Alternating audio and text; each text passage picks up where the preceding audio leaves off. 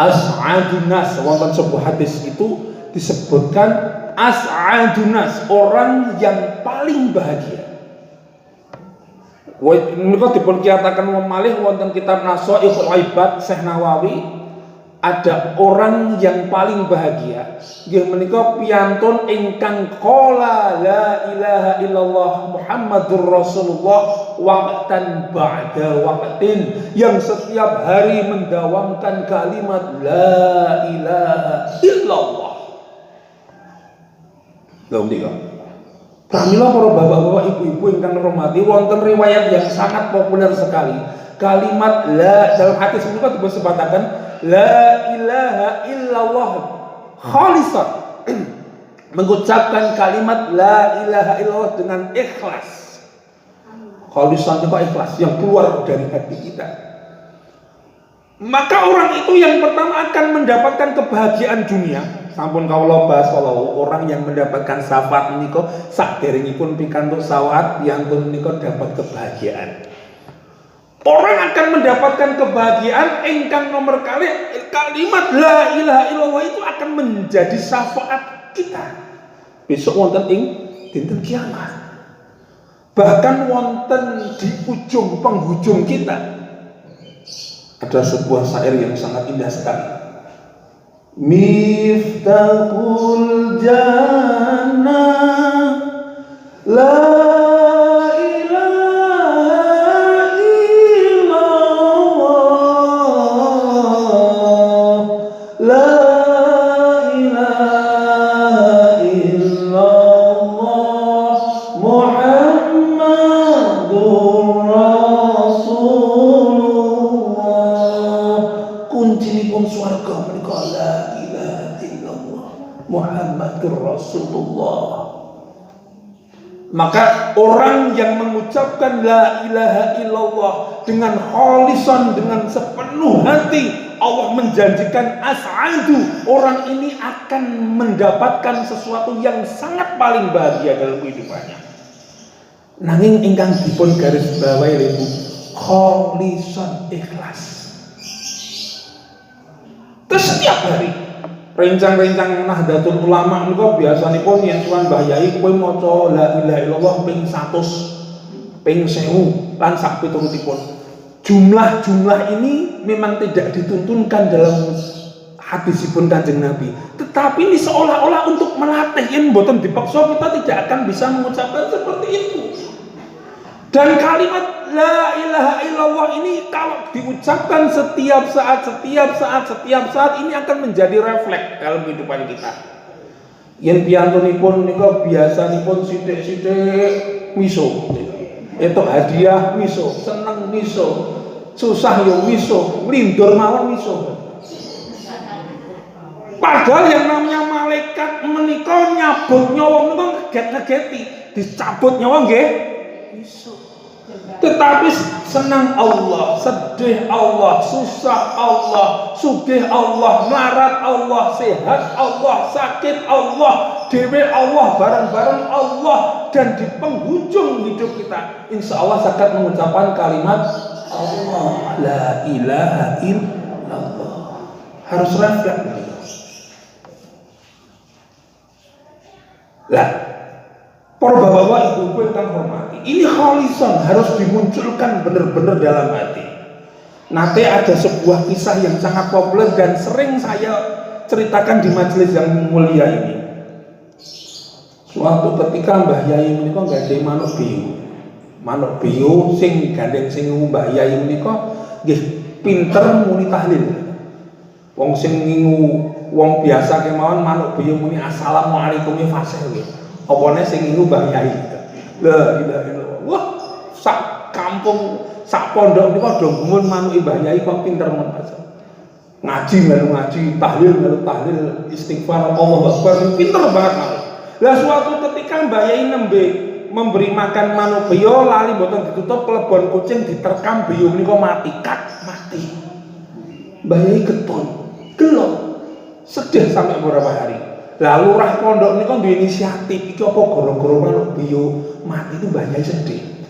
Lurah pondok kalian para pengurusipun menemui Mbah Yai. setelah kematian burung piyung menika panjenengan sedih. Bagaimana kalau kita tukar, kula tumbasaken wonten ing pasar burung yang bagus dan kula latih agar panjenengan menika mboten bersedih.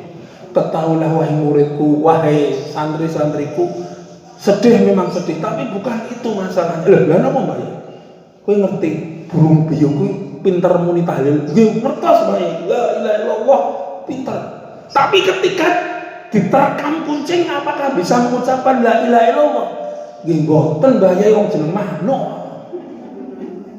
Yang saya takutkan itu aku dan kalian semua. Ketika kita mengucapkan la ilaha illallah, setiap hari kita ucapkan, setiap hari kita dikirkan la ilaha illallah, takutnya Israel itu menerkam nyawa kita. Saya seperti burung beo, tidak mampu mengucapkan kalimat la ilaha illallah. Lah kenapa? Karena tidak kholisan, tidak muncul dalam hati. Loh menika pramila para bapak-bapak, ibu-ibu ingkang kawula hormati, la ilaha illallah, tidak ada Tuhan selain Allah ini harus berimplikasi dalam kehidupan kita. La ilaha illallah diucapkan, dinomorsatukan, tidak ada Tuhan selain Allah, itu dirasakan kholisan muncul dalam hati. Kemudian diejawantahkan dalam perbuatan. Muncul menapa? Kalimat la ilaha illallah yang kita ucapkan, yang muncul dalam hati, kemudian terimplementasi dalam perbuatan, ini akan muncul 3 sifat. Yang pertama, ada rasa khauf, takut. Kemudian ada rasa yakin.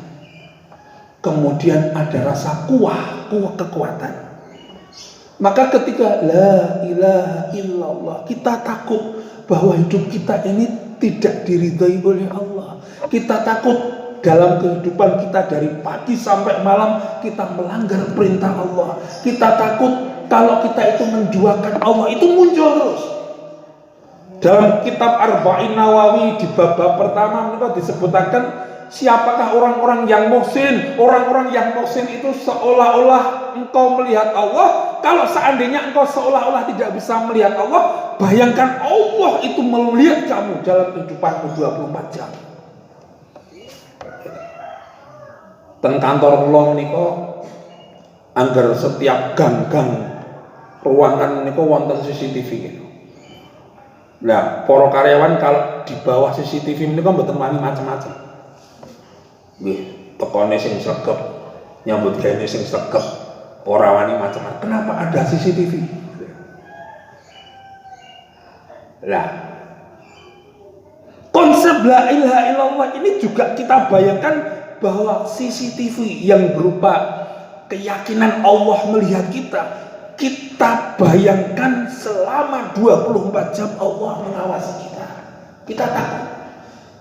Maka berimplikasi apa? Berimplikasi jangan sampai ucapan saya ini menyakiti orang lain. Jangan sampai saya menjadi presiden mendolimi rakyat. Jangan sampai saya menjadi ulama tetapi menghancurkan ilmu-ilmu agama. Wonten niku. Kisah Ustadz sing ngomong ten Bandung niku Masya Allah. Ustadz yang mboten sah kula tutuke. Kula nangis. Santri pun piyambak. Ada 20 santri yang dinodai, Masya Allah. Kenapa? Dia konsep la ilaha pinter, jeneng tahlil pinter, kalimat la ilaha pinter, tetapi hanya di mulut tidak di hati, dan seolah-olah Allah itu tidak ada di pondok pesantrennya yang ada di bukan pondok pesantren, boarding school yang ada di sana, sehingga melakukan maksiat menodai santrinya berani. La ilaha illallah tidak dibawa di kantor sehingga terjadi korupsi di mana-mana. La ilaha illallah tidak ada dibawa dalam kehidupan sehingga ucapan kita menyakiti saudara kita. La ilaha illallah tidak dibawa dalam cara kita berpolitik sehingga apa? Politik kekuasaan, sehingga agama hanya menjadi tunggangan untuk mencapai kekuasaan. La ilaha illallah tidak dijadikan dalam berekonomi, maka ekonomi kapitalis sing sugih semakin sugih, sing melarat semakin melarat. Maka ini implikasi dalam kehidupan la ilaha illallah harus kita bawa dalam kehidupan 24 jam. Maka Allah menjanjikan as'adu, engkau akan menjadi orang yang paling bahagia. Yang nomor 2 yakin. Kalau sudah la ilaha illallah itu diucapkan dalam qauliyah kita, dalam lisan kita, hati kita tercancap tidak ada Tuhan selain Allah, kemudian perbuatan kita itu akan menimbulkan yang nomor dua, yakin. Pernah sahabat Umar bin Khattab ini mempunyai keyakinan yang sangat luar biasa sehingga terjadi yang namanya dakwah bijahan. Boten wedi Umar menika sahabat ingkang paling boten wedi kalian orang kafir Quraisy.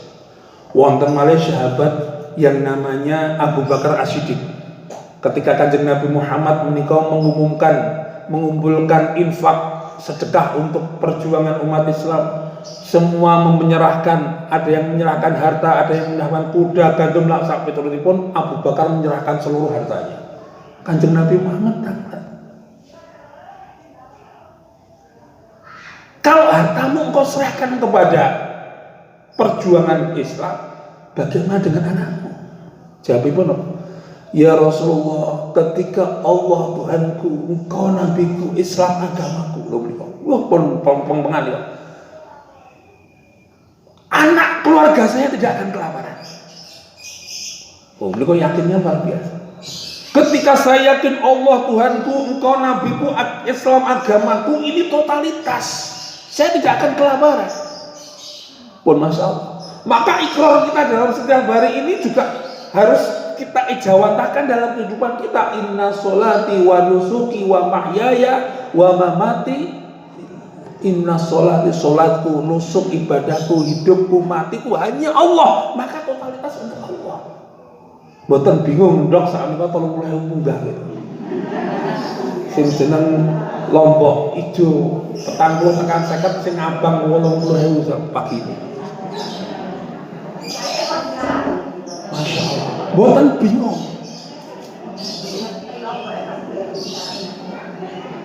Kenapa? Timbul keyakinan kalau konsep la ilaha illallah kita ucapkan di dalam hati, kita yakinkan, kemudian yakin itu muncul dalam perbuatan. Seperti ketika Rasulullah itu mau dikejar oleh orang-orang kafir Quraisy, ada sayembara barang siapa yang bisa mencari, membunuh, hidup atau mati Muhammad, dia akan mendapatkan hadiah yang besar. Ketika pedang sudah di leher Rasulullah, siapa yang akan menolongmu ya Muhammad? Allah. Keyakinan muncul. Boten 12. Maka konsep tahlil yang kedua, yang ketiga, ketika la ilaha illallah akan berimplikasi engkau tidak akan mungkin takut, engkau pasti yakin. Dan yang nomor 3 akan menimbulkan kekuatan yang sangat luar biasa. Loh nih. Maka para bapak-bapak, ibu-ibu yang hormati, perang Badar, Kanjeng Nabi Muhammad dengan pasukannya yang 300-an melawan orang-orang kafir Quraisy yang ribuan, hanya kalimat Allah yang diucapkan, yakin menang. Salahuddin Al-Ayyubi bisa merebut Palestina dengan kalimat Allah.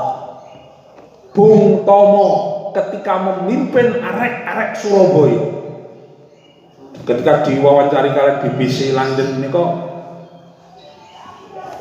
diwawancari dengan wartawan asing, bagaimana ceritanya Bung Tomo itu bisa membangun atau semangat yang luar biasa pahlawan-pahlawan pejuang-pejuang Surabaya untuk melawan Inggris. Jawabannya setunggal, hanya kalimat Allah yang untuk membangkitkan para pejuang-pejuang santri, menghancurkan para penjajah Inggris.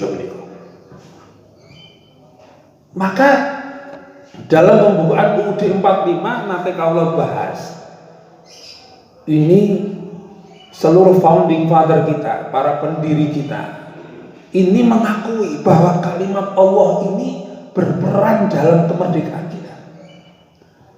Jenderal perang seluruh dunia menika mboten percaya yen Indonesia kok iso ngusir penjajah, senjatane bambu runcing, kalongan, sarung, gisi rendah, melawan tank, artileri, senapan yang modern kok bisa menang. Karena campur tangan Allah. Maka dalam UUD 45 alinea ketiga menika berkat rahmat Allah dengan kekuatan la ilaha illallah mampu menggerakkan seluruh pejuang-pejuang kita sehingga mampu mengusir penjajah dan dunia kaget. Pramila para bapak-bapak, ibu-ibu ingkang hormati, dawamkanlah kalimat la ilaha illallah. Lah kula pedak malam Jumat sering tahlil Pak nggih monggo mboten napa-napa. Tetapi jangan sampai hanya di lidah, jangan sampai aku pong tahlilan sok ben mati gampang. Tidak semudah itu. Kados manuk beo pinter tahlil tapi ketika diterkam kucing ya mboten saged napa-napa. Walaupun kita mendawamkan tahlil la ilaha illallah, kita ucapkan setiap hari di mulut kita tanpa masuk dalam hati, tanpa terejawantahkan dalam perbuatan, maka sulit kita itu mengucapkan kalimat tahlil ketika kita meninggal dunia. Maka as'adun nas, orang yang paling bahagia, orang yang akan mendapatkan syafaat fi yaumil qiyamah setelah syafaatnya Rasulullah, yaitu orang ini selalu mengamalkan kalimat la ilaha illallah khalisan, secara ikhlas dalam hati. Wabil khusus kula piyambak sembahipun para jamaah. Pramila para bapak-bapak, ibu-ibu ingkang hormati, menika sampun jam 7 kirane nyuwun pangapunten. Wonten acara untuk menawi kampung menika ingkang bahkan monggo kita rasakan apakah hidup kita ini tenang napa mboten. Salat kok durung tenang, maca Quran kok durung tenang. Ada apa? Mungkin belum khalisan, belum dalam hati kita. Dan kita perbaiki niat kita, inna sholati wa nusuki wa mahyaya wa mamati lillahi rabbil alamin. Salatku, ibadahku, pengajianku, takjilanku, TPA-ku, umrohku, sedekahku, senyumku, silaturahmiku, semuanya untuk Allah, bukan untuk dunia. Kowe sedekah 1000, kowe entuk 2000, bukan seperti itu. Tapi hanya kepada Allah lah kita hanya untuk mengadu. Seandainya kita bersedekah itu semakin kaya, itu adalah imbas dari kita ikhlas. Bukan kita sedekah gen kaya, enggak, tapi sedekah agar kita itu ridho oleh Allah. Seandainya itu kaya, itu Allah yang memberikan kita tidak, jangan sampai tergoda urusan dunia. Seperti keistiqomahnya Nabi Ayub, mbok sugih dimlaratke, keluarganya hancur, anak istrinya itu sudah tidak ada, sampai tubuhnya digerogoti oleh penyakit yang tidak ada penyakit yang semengerikan. Kala itu dia tetap mengucapkan kalimat Allah, minta sama Allah, ya Allah engkau boleh ambil seluruh keluargaku, tubuhku, tapi jangan kau ambil mulutku, lidahku, karena ini hanya untuk mengucapkan kalimat Allah, memuji kebesaran beliau. Maka inilah yang luar biasa. Pramila para bapak-bapak, ibu-ibu ingkang hormati, mbok menawi sekedhik ingkang saged kawula aturaken insyaallah dalam lajengaken bulan depan, siapakah orang-orang yang akan mendapatkan syafaat fi yaumil qiyamah. Allahumma amin. Sekedhik ingkang saged kawula aturaken, kirang langkungipun kula nyuwun pangapunten, aqulu qouli hadza astaghfirullah wallahu muwaffiq ila aqwamit thoriq. Wassalamu alaikum warahmatullahi wabarakatuh.